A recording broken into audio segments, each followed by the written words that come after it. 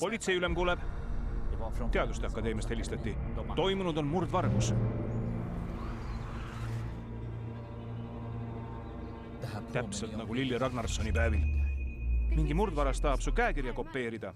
See juhtum pole amatöördetektiividele. Skorpionitest tasub eemale hoida. See võib halvasti lõppeda. Nad ei maga öösiti, oskavad end suurepäraselt varjata ja ründavad nagu välk sellisest taevast. Vabandust.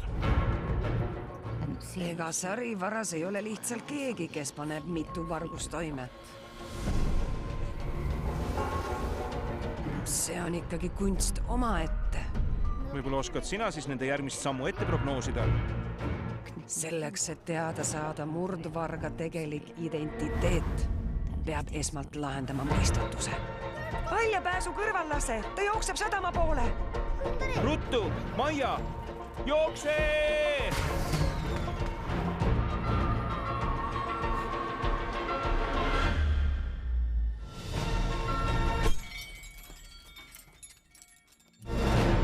Lasse Maia detektiivibüroo Skorpioni mõistatus.